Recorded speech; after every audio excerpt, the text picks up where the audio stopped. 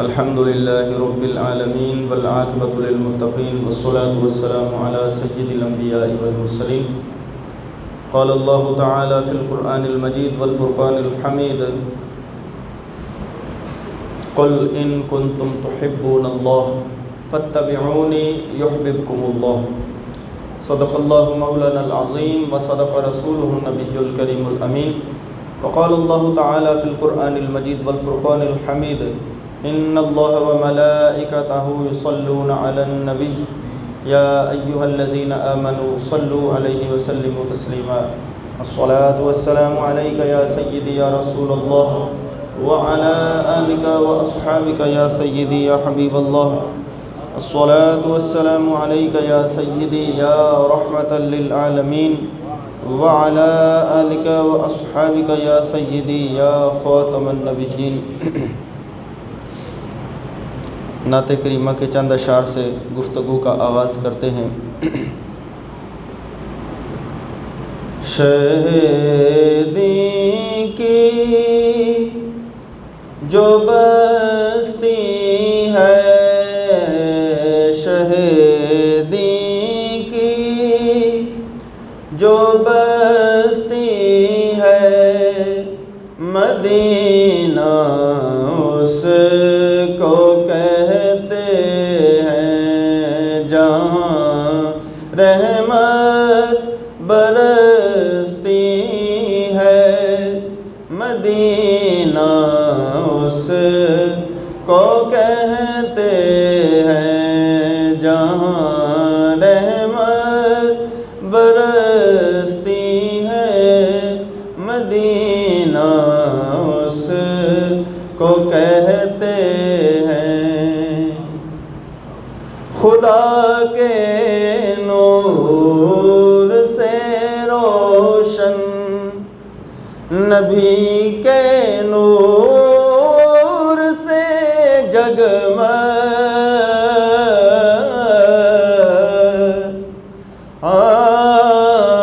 خدا کے نور سے روشن، نبی کے نور سے جگمگ، خدا کے نور سے روشن، نبی کے نور سے جگمگ.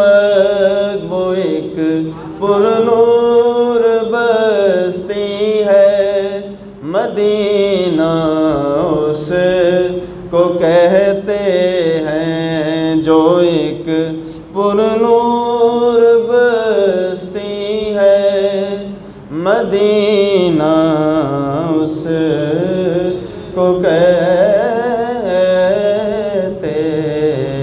ہیں.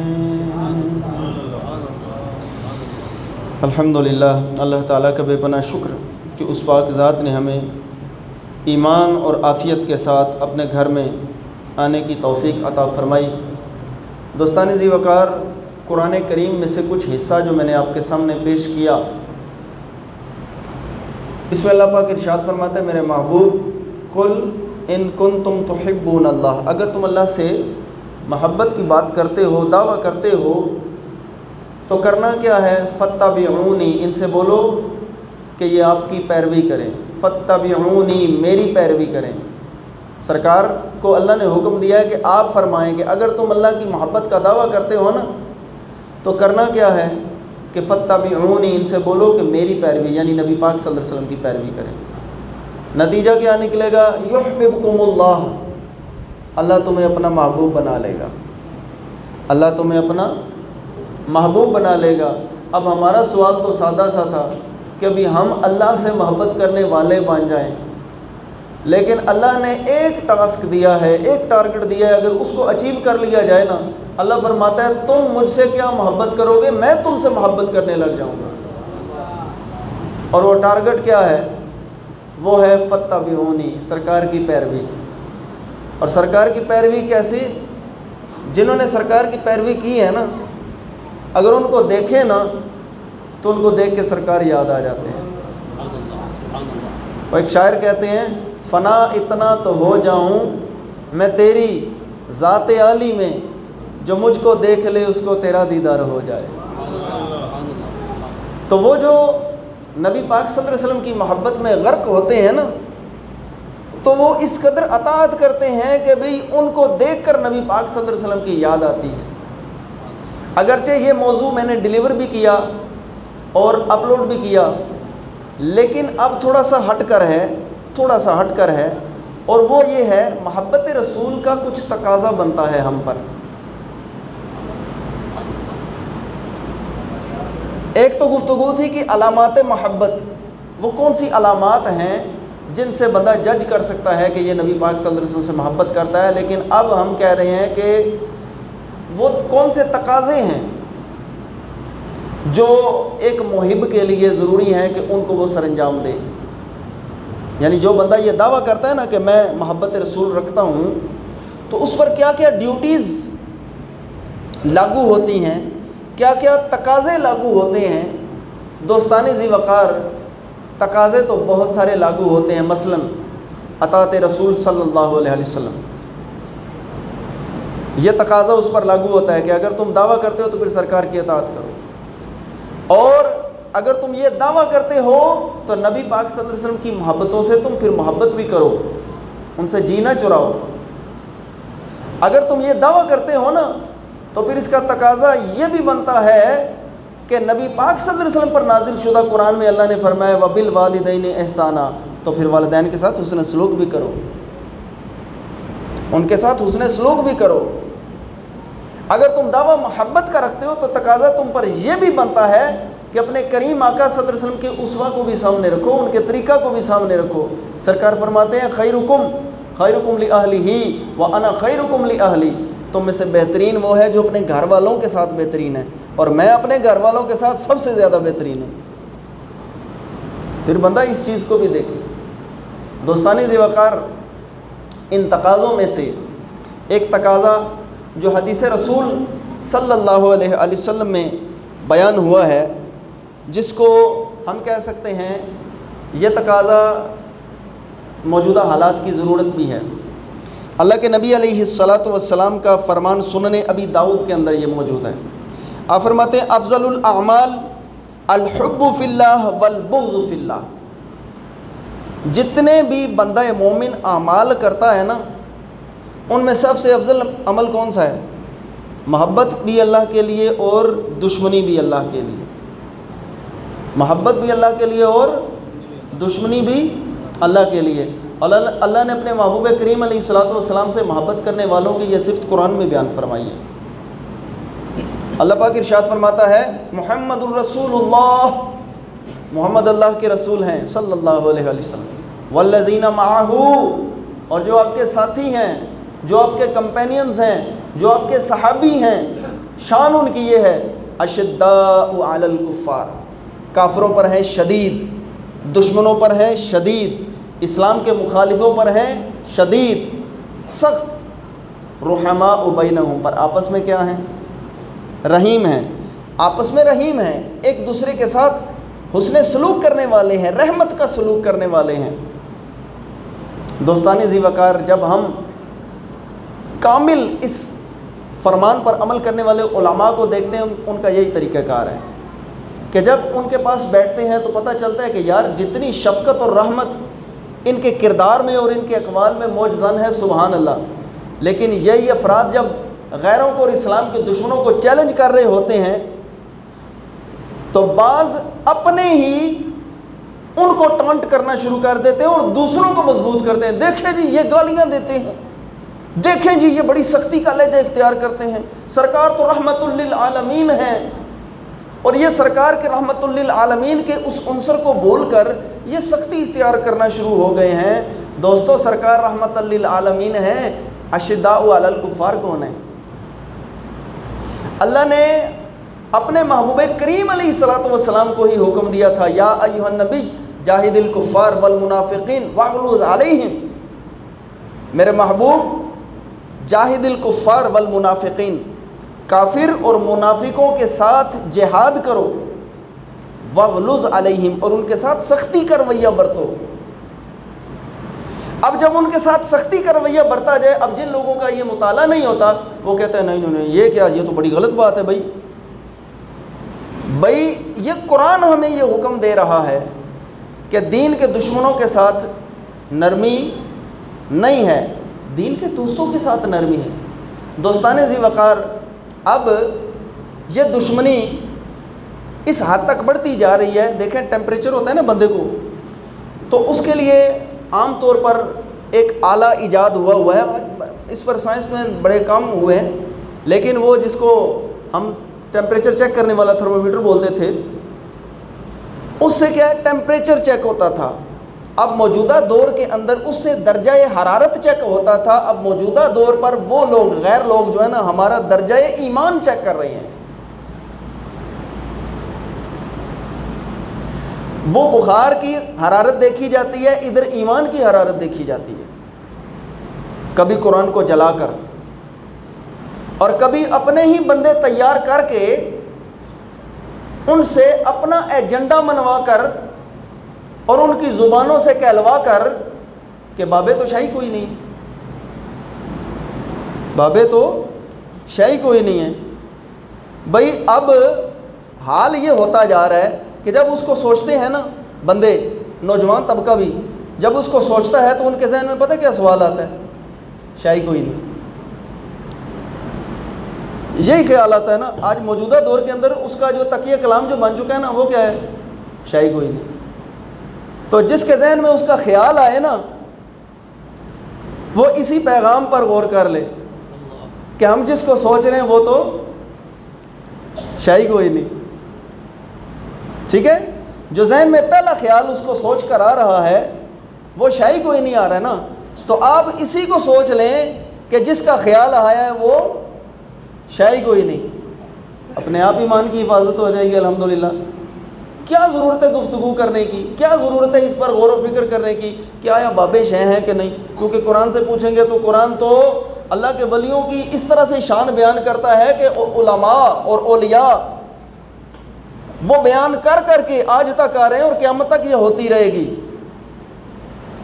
لیکن افسوس کی بات پتہ کیا ہے؟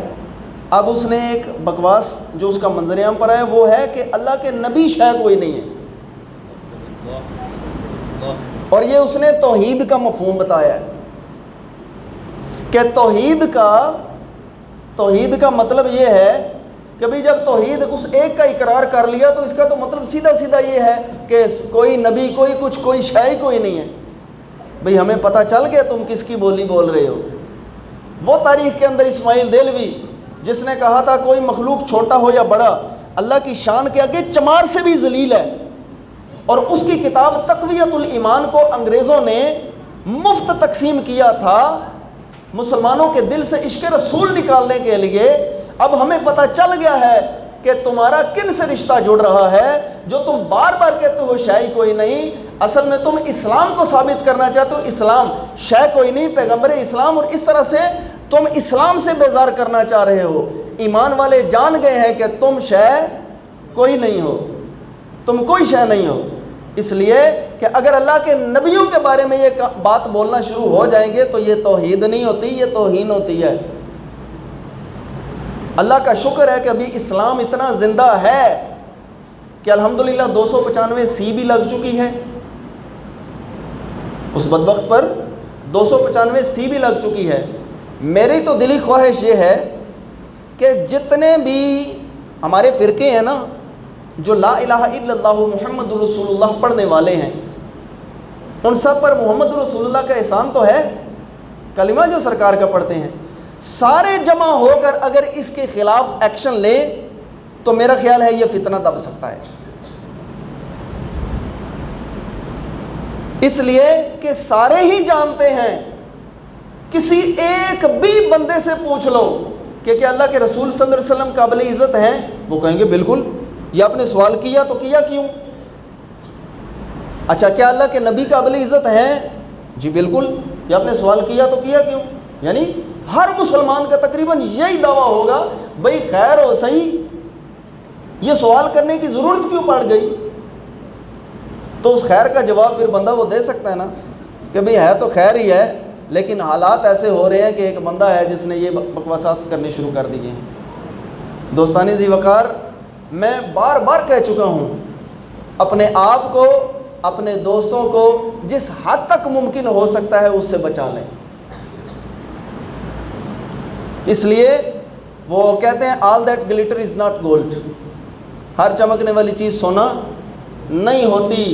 اور فتنہ جو ہوتا ہے نا، اس کی ڈیفینیشن پوری تب ہوتی ہے، فتنہ ایسی چیز ہوتی ہے کہ وہ بڑا خوش نما لگتا ہے، اس کی گفتگو، اس کا کردار، اس کے الفاظ بڑے خوش نما لگتے ہیں، لیکن اصل میں ادھر سے زہر مل رہا ہوتا ہے۔ ہم میں سے کون چاہتا ہے کہ جب اس کی عمر بڑھے، اس کی داڑھی کے بال سفید ہوں اور اس کے بچے اس کو کہنا شروع کر دیں کہ یہ تو شاہی کوئی نہیں ہے، بابا جی تسی تے شاہی کوئی نو، کوئی نہیں چاہتا۔ لیکن یہ تلوار تو پڑھنی ہے، as you sow so shall you reap, یہ تلوار تو پڑھنی ہے۔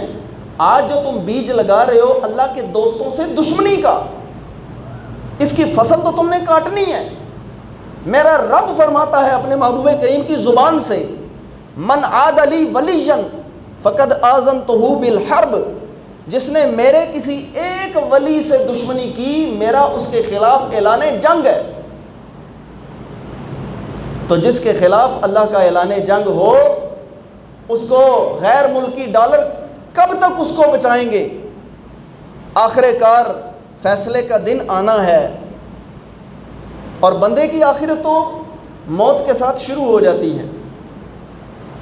یہ کیوں ہم چھوٹے چھوٹے اعمال جمع کرنے کی کوشش کرتے ہیں؟ بھئی رمضان المبارک آیا ہے، اس میں جی نفلوں کا ثواب فرضوں کے برابر، فرضوں کا ثواب 70 گنا۔ پھر جناب اچھا جی ٹائم سے فطرانہ کے مسائل معلوم کر لیں۔ کم از کم فطرانہ کی اس وقت جو محتاط اماؤنٹ بتائی گئی ہے وہ 320 بتائی گئی ہے۔ محتاط اماؤنٹ جو بتائی گئی ہے وہ 320 بتائی گئی ہے۔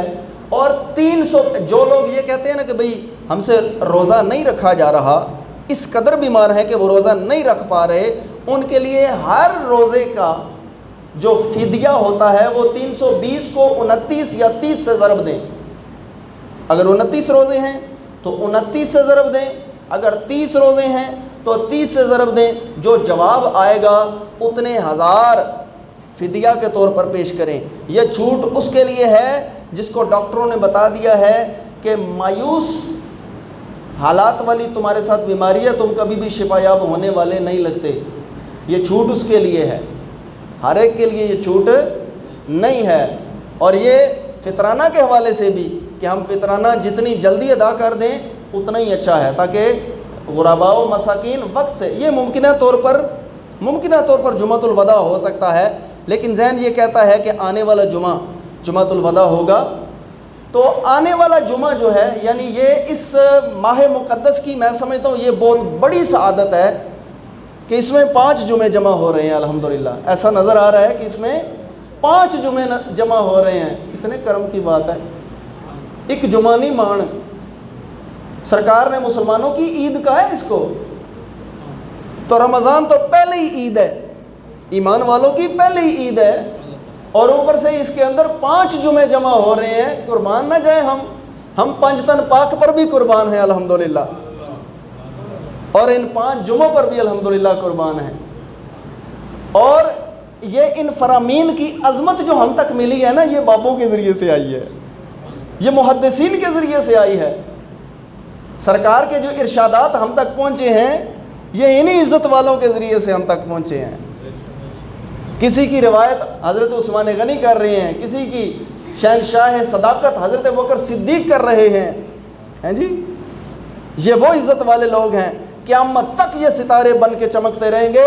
اور ان کے اوپر تھوکنے کی کوشش کرنے والے، جس طرح آسمان کے اوپر تھوکنے سے تھوک کس کے اوپر آتا ہے؟ اپنے ہی منہ پر آتا ہے۔ یہ لوگ جتنا مرضی آسمان، یہ عزت کے آسمان ہیں، اللہ نے جن کو عزت دی ہے نا، یہ عزت کے آسمان ہے، ان پر جتنا بھی کوئی تھوکنے کی کوشش کرے گا اس کا اپنا منہ تو گندا ہوگا، اس کا اپنا کردار تو گندا ہوگا، لیکن اللہ نے ان کی شان بیان کی ہے، اللہ نے ان کے جھنڈے عزت کے گاڑ دیے ہیں۔ اور قیامت تک وہ پرچم ان کی عزت کے لہراتے رہیں گے. اور عزت والوں میں سب سے بڑی عزت والے سرکار، آئے ہائے ہائے، قرآن کہتا ہے وَرَفَعْنَا لَكَ ذِكْرَكَ، میرے محبوب آپ کے ذکر کو ہم نے بلند کر دیا ہے. اور سرکار کے ذکر کی بلندی کا یہ حال ہے کہ سرکار کی محبت میں ابو بکر فنا ہوئے تو صدیق بنا دیا، ان کے ذکر کو بھی بلند کر دیا. عمر آئے تو عمر کے ذکر کو بلند کر کے فاروق بنا دیا، عثمان کے ذکر کو بلند کر کے ذوالنورین بنا دیا، علی کے ذکر کو بلند کر کے اسد اللہ بنا دیا، و اسد رسولہ بنا دیا. سرکار کیا کیا نہیں عطا کر رہے. میں تو کہتا ہوں یہ رمضان بھی سرکار کا صدقہ ہے، یہ چاند سورج سب سرکار کا صدقہ ہے. وہ شاعر کہتا ہے نا، آپ کا صدقہ ہے دنیا زندگی ہے، آپ سے وسعت کونو مقام روشنی ہے، آپ سے آپ کا صدقہ ہے دنیا.